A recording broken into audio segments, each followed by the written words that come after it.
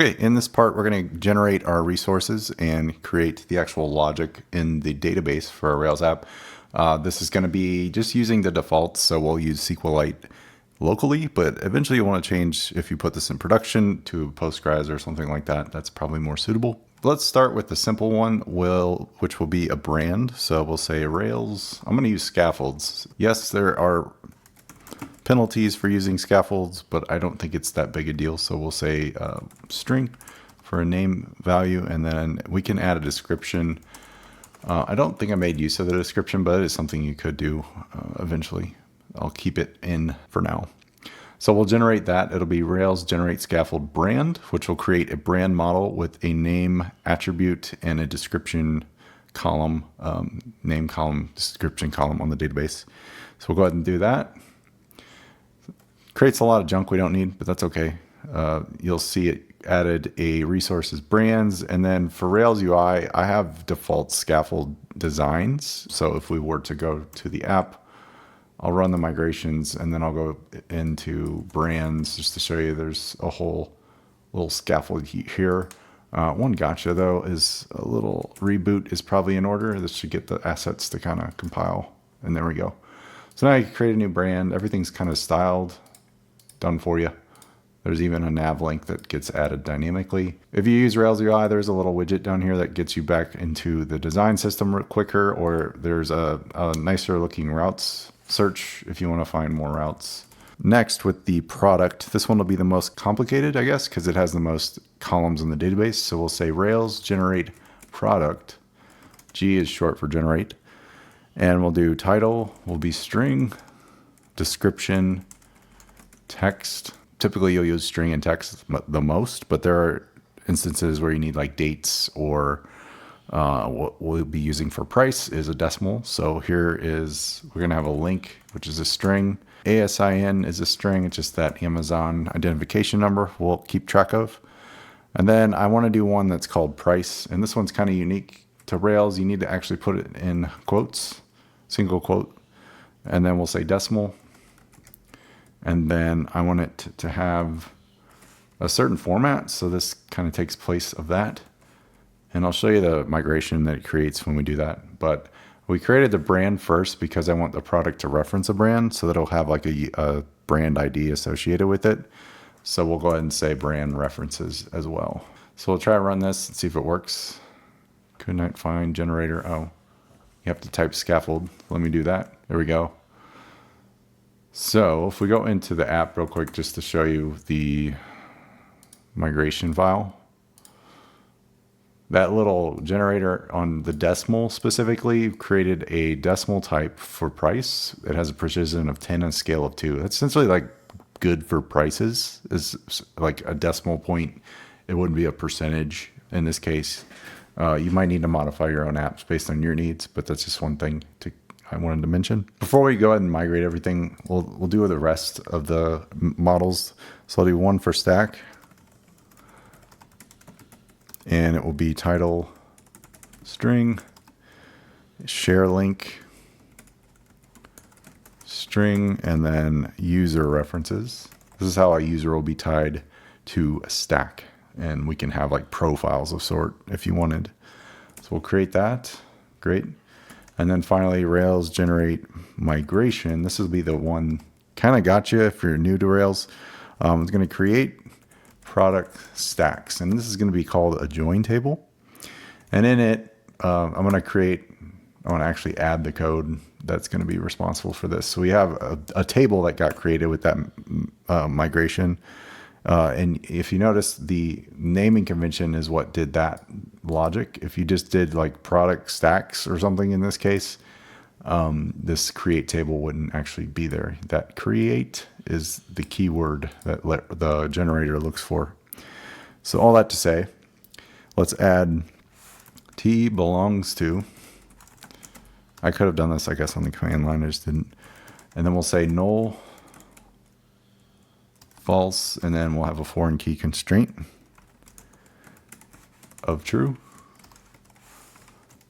I'll paste that, copy and paste that down. We're going to do one for stack as well. And this is just a way for us to have like a path through a product and a stack to find the other data related to each other. So it's kind of confusing, but I'll try to make it make sense coming up when we define the relationships.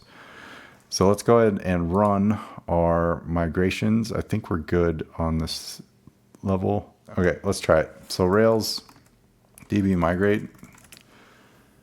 There we go. And that should be in the database now. If we go in, I guess we could set stacks to our root path just to get the app to not load Rails UI by default. Routes. I'll just go down to root, uncomment that one, and I'll comment this one out. And then I'll just say stacks index. Notice it added our resources way up here. I'll just keep those there for now.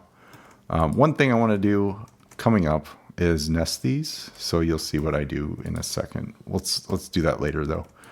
Okay. So we'll go to the app root. This is going to load that. If you click this arrow, it should take you back to your main app. Notice it's on the root path now. If we boot up the app, we have brands, products, stacks, all set and ready. Here's the new stack and products, scaffolded, good to go. Cool. So that's the gist of defining the generators. We need to actually make the models talk correctly to each other though. So let's do that now. On a brand, we're going to have has many products. And it'll be dependent on destroy. Or actually nullify. No.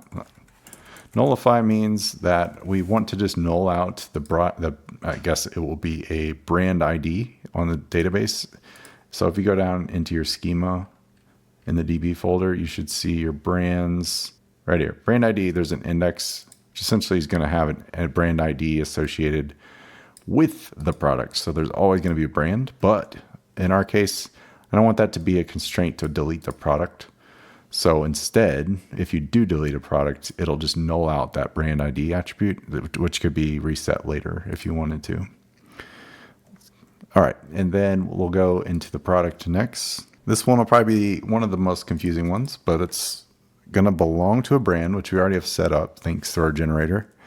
And then we'll have a has many. If you remember the product stack migration right here, create product stacks. We're actually going to create a model that is called product stack, and that's going to be a join model. So that'll make sense here in a second, but we'll say it has many product stacks, and then we'll say has many stacks through product stacks. Okay, and then we will go into our models. I'm going to create a file called product stack. Make sure it's underscore between the stack and the product keyword. And we'll say class product stack application record. I want to inherit from that to get the goodies of Rails. And in there, we're just going to do that. If you remember, again, in that migration, it's the belongs to association. So we've got two of those set up. It didn't create that per se, so we can just add that manually. Good to go. Okay, and then the stack model belong to a user, and then it will has many product stacks like products, and then has many products through product stacks. So it's just taking that product stack model and using it as a joining like a bridge to get to the other side. That way you can type like stack dot products, and it's just efficient in that regard. All right, let's go to the user model and update it with one more detail that I forgot. So we do have an attached avatar that's added from Rails UI. So if you wanted to update your account when you sign in coming up, you could add your avatar to that. We'll have a dummy one in the meantime. But on the user, we're going to have as many stacks.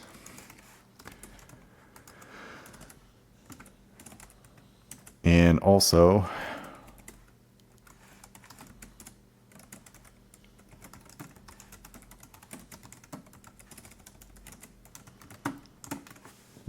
So that gives us the ability to kind of query for products and stacks on our own account, hence the new join method and all that stuff. So a little confusing. The longer you use Rails, the more that stuff will kind of just click. A little bit of routing updates.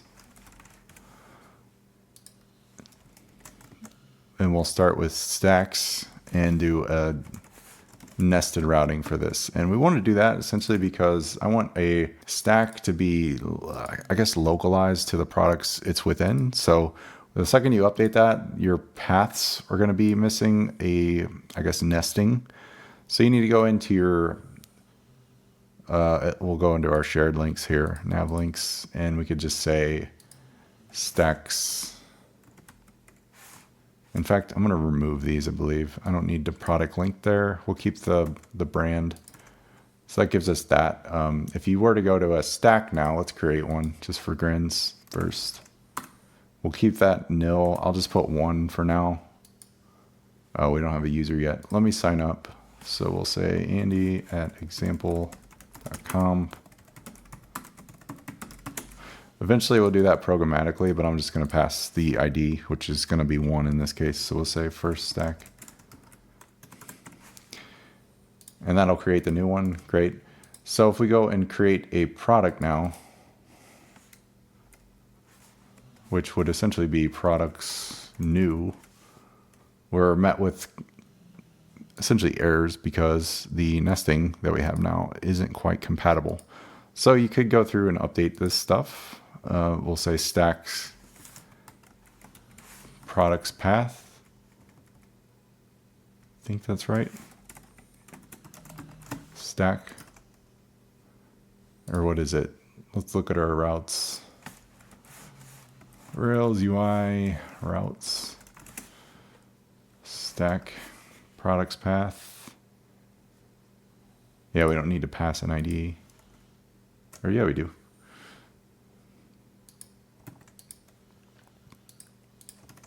Oh, okay. We'll get into the controller. We need to find the stack. I guess before we do all this product stuff, let's go back to the stack and make the user dynamically added. And then we'll come back and do the products controller in the next video. I think that's a better strategy just so we do things in sequential order.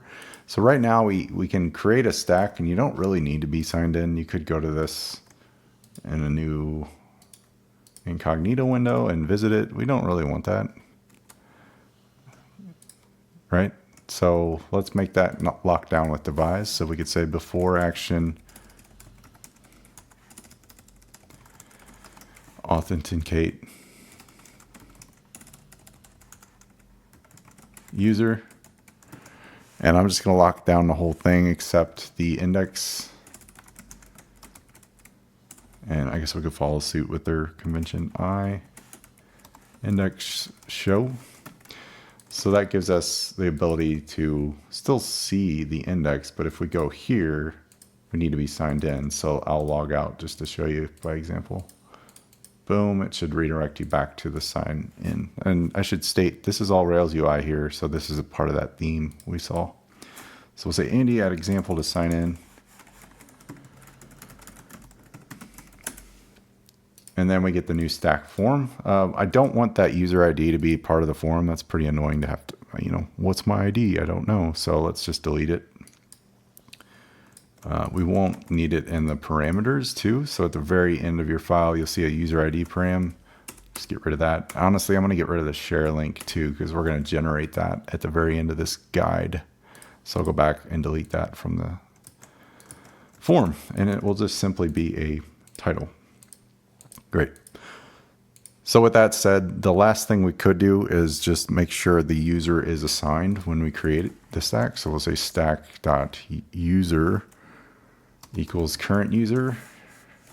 If you want to get fancy, you could do a merge here and do user current user. Up to you how you want to do it. We'll just keep this like is. So now if I create a new stack 2, it defines the user automatically. So it sets it. Great. So I'll go actually real quick and remove that from the view. We don't need to see that. And Same with the share link. Eventually we'll add this, but not yet. I'm going to delete it for now. So there's our stack. And we have our index of stacks, and there's that. Okay, in the next video, we'll tighten up the product controller. It's a little more involved because we need to find the stack associated with the product since our new routing is nested. So if you remember, we've nested those routes. So we'll need the stack ID and also the product ID to do a lot of stuff. So that means we need to update this controller to reflect. So we'll do that coming up.